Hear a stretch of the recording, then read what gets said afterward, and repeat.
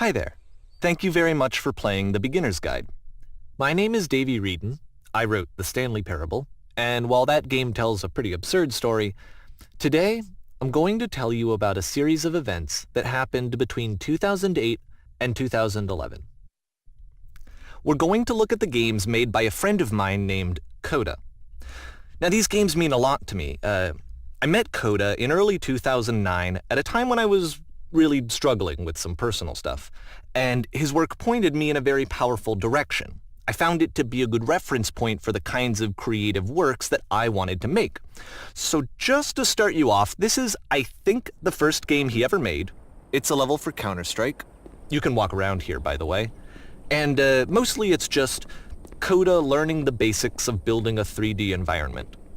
But what I like is that even though he starts from the simple aesthetic of a desert town, he then scatters these colorful abstract blobs and impossible floating crates around the level. And of course, it destroys the illusion that this actually is a desert town, and instead this level becomes a kind of calling card from its creator. It's like a reminder that this video game was constructed by a real person. And it kind of makes you wonder, what was going through his head as he was building this? This is what I like about all of Coda's games. I mean, not that they're all fascinating as games, but that they are all going to give us access to their creator. I want us to see past the games themselves. I want to get to know who this human being really is. And that's exactly what we're going to do here. So, it's 2008, Coda starts making these games, and he never releases any of them. He doesn't put them onto the internet, he just makes them and then immediately abandons them, and they sit on his computer forever. And I think he really understood this image of himself as a recluse. At one point, he jokingly renamed his computer's recycling bin to Important Games Folder. So, this was just how he worked. He tended to crank them out one after the other without even really pausing to try to understand what he had just made, until suddenly one day, he just stopped. In 2011, that was it. He made his last game, and then he hasn't made another one since. And that's why I've taken this opportunity to gather all of his work together, is because I find his games powerful and interesting, and I'd like this collection to reach him, to maybe encourage him to start creating again. And if the people like you who play this also happen to find his work interesting, then I'm sure it'll just send that much stronger of a message of encouragement to Coda. So thanks for joining me on this. If you have a particular interpretation that I haven't mentioned here, or if you just need to get in touch, you can email me at daveywreden@gmail.com. Okay, that's about it for introduction. Let's take a look at Coda's first proper game. As each game is loading, I'll show you the date that it was completed. This first one was made in November 2008.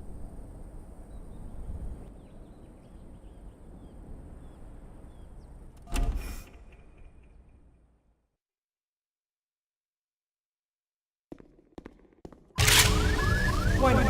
Whisper machine active. Shift destruction imminent. This game is called Escape from Whisper, and it's one of the more generic games you'll see from Coda.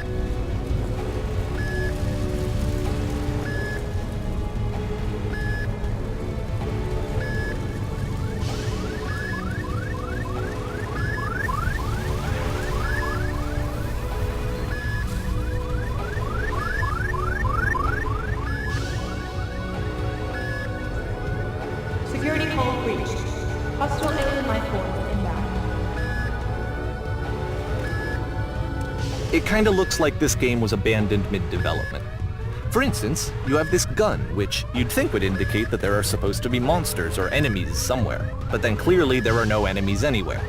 You can't even reload the gun when you run out of bullets. But ultimately we don't really know. Maybe Coda thought that actually it was complete the way that it is. And I think that we should talk about his games for what they are, rather than for what they're not. Enemy force neutralized. Begin ship evacuation.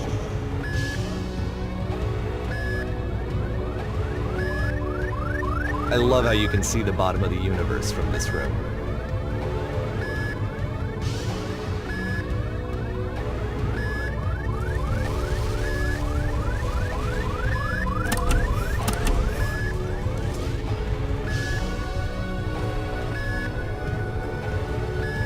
Apparently this space station has a labyrinth on it.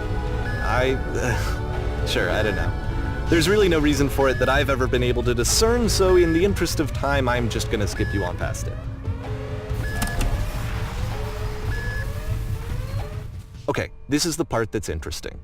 The game has this narrative about the whisper machine and how it has to be turned off, and then you get to the engine room.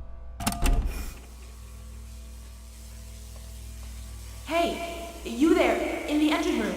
You could save us all. That beam is powering the whisper machine. We could disrupt it by introducing a great enough heat signature. If your body could stop the beam. It's so much to ask, but for all of our lives, would you do it? Could you give yourself?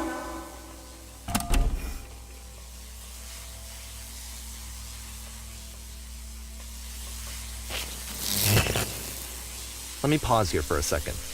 What you just experienced, stepping into the beam and then dying, is probably what Coda had initially intended when he was developing this level.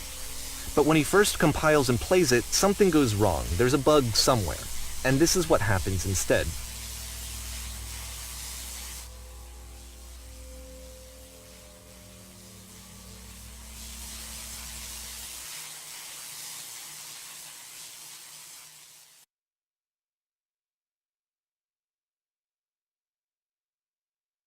The beam causes you to start floating. And this is an important moment for him. Because yes, this is technically a glitch, but Coda identifies something human about it, like how small it makes you feel in the face of this larger chaotic system. Or this floating could be the afterlife, a peaceful place, juxtaposed against all of the hysteria that you've just had to traverse. I don't even know. I have no idea what he was thinking, but what's clear is that after making this, something lodges itself in his brain. He wants to do more of these really weird and experimental designs. So he stops work on this and moves on to a stream of tiny little games that go in all sorts of directions. Let's go ahead and take a look at the first game he made after leaving this one behind.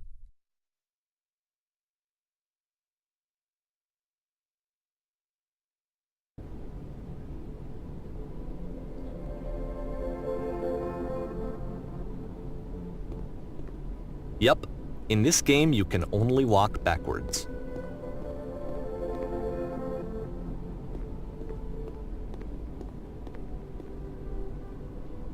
So it's a short and relatively minimalist experiment combining motion and narrative. It is less advanced than the previous game, but actually it seems to be more focused, more complete. Coda's trying to give it a unique voice rather than simply basing it on a pre-existing trope.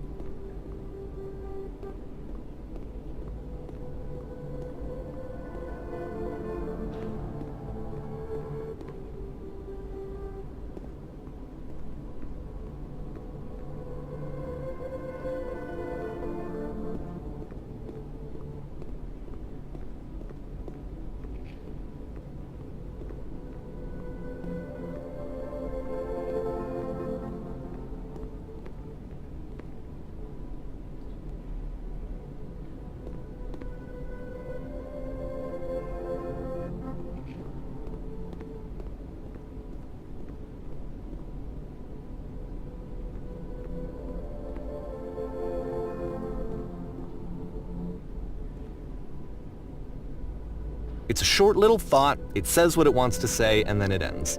Didn't need anything more than that. Which to me is why it works, because it gets out quick. Okay, next one.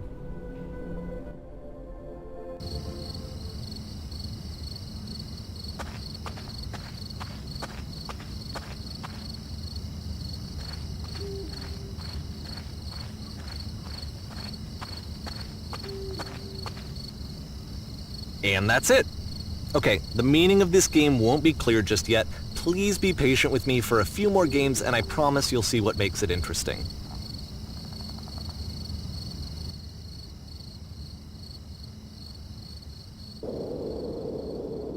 Oftentimes, Coda would put bizarre titles like this one at the start of his games. I wish I'd known him at the time that he was making these early games. He would really only talk to me about his work as he was making it. Once he stopped work on a game, that was it. It was dead to him. And I don't agree with that at all, but what are you gonna do?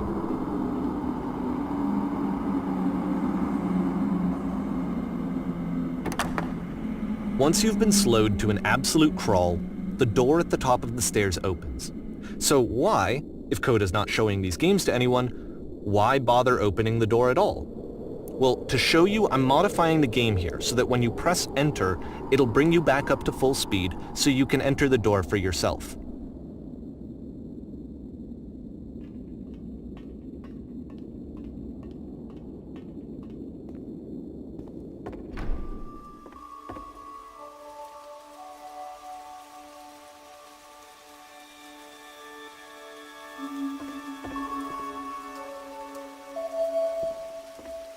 A room that's warm and nice and filled with little ideas for games.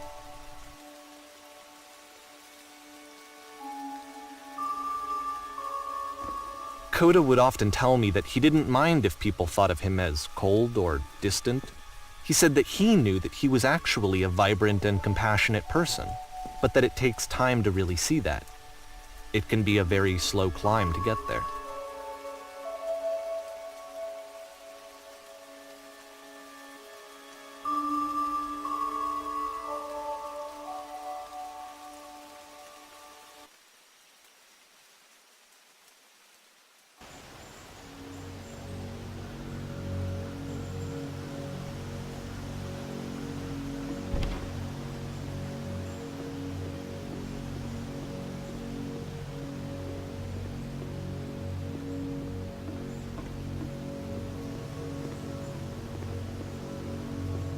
Well, this is new for Coda. It's an actual puzzle. Go ahead and see if you can solve it.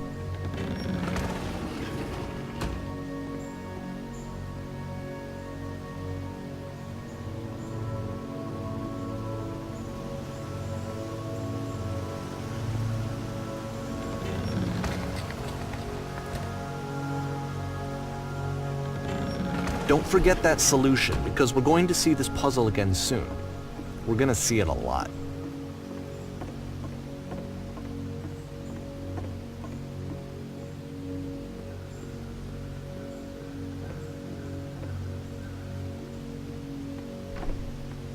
So that seems to be it, right?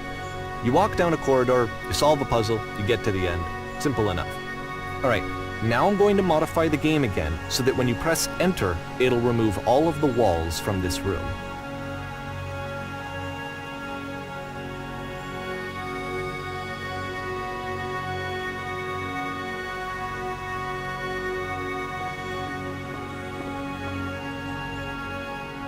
How about that? There was more to it than we had any way of knowing. I actually find it funny that this game comes after the Stairs game, since they essentially convey the opposite idea. So, in the Stairs game, a dull exterior concealed a rich interior. And then, in this level, a dull interior hides this fantastic outer world. Either way, I think that the point is the same, is that most of the time you don't get to know what you're missing, or even that you're missing anything. That's not your role as a player. So if your role here is not to understand, then what is it?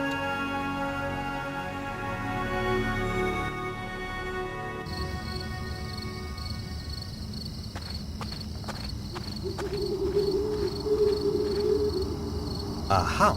So this, combined with the entering game from earlier, tells us that Coda believes his games are connected somehow. It could even be that the Stairs game and the puzzle game are literally connected in between this and the entering game.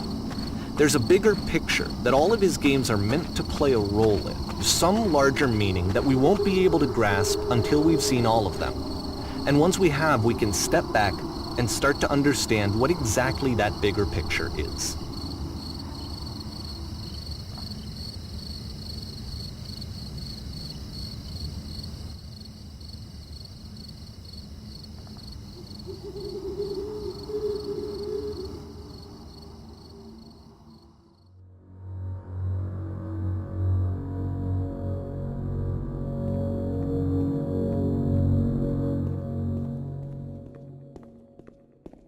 Let's talk about video game development for a second. Every video game runs on what's called an engine, which determines what the game can and cannot do. So in other words, the engine is a set of tools for game development. To make all of these games, Coda is using an engine called Source. Like all engines, Source has certain things that it does well, and it has certain things that it does poorly. One of the things that it does very well is boxy linear corridors. That's why so many of Coda's games are set in these large, flat, empty rooms, is just because he's working with what the engine does well. The tools available to the creator shape what kinds of creative work they're going to end up making. You might consider paying attention to the architecture in Coda's games to notice how they seem to stem from an engine that's very good at producing linear, boxy corridors.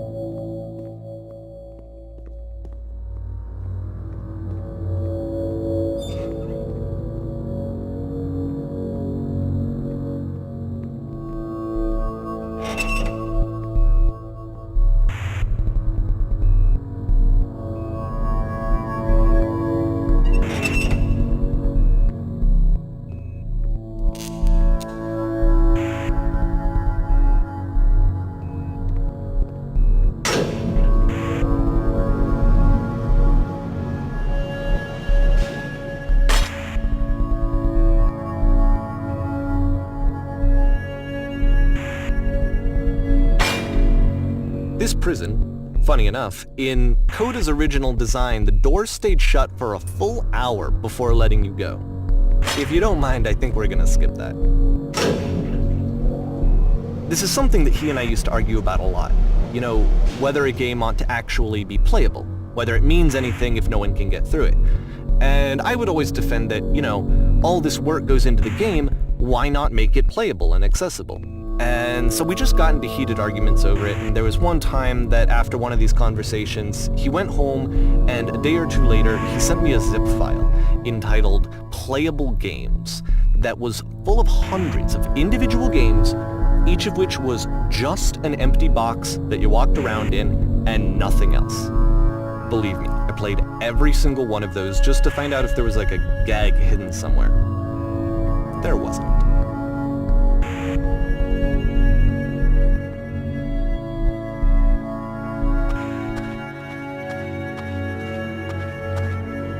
It's the puzzle again, with the exact same solution as the last time.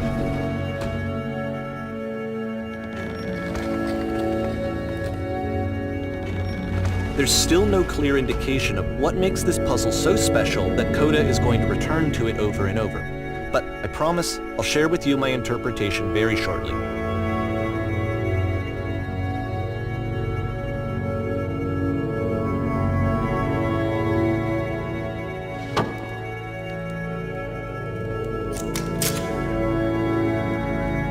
Here, Coda begins using a kind of dialogue system that he fashioned out of the engine's chat capabilities.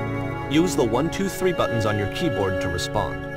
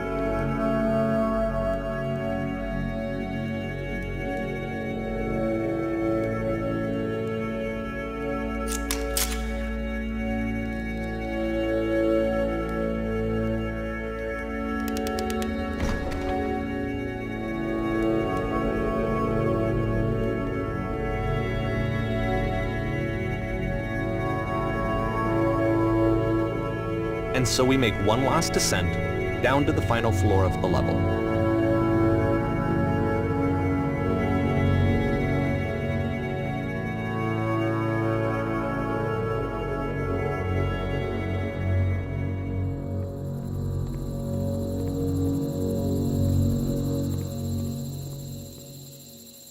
It's a lamppost. Okay, I can't tell you quite why, but for some reason Coda fixates on this lamppost. It's going to appear at the end of every single one of his games from here on out. I'll tell you what I think. I think that up to this point, he's been making really strange and abstract games with no clear purpose, and maybe you can only float around in that headspace for so long. Because now he wants something to hold on to. He wants a reference point. He wants the work to be leading to something. He wants a destination, which is what this lamppost is. It's a destination. We're going to see it in the work as well. His games are just going to become a lot more cohesive, a lot more fully developed, with more of a clear idea behind them. And as we go, that idea will get clearer and clearer and clearer.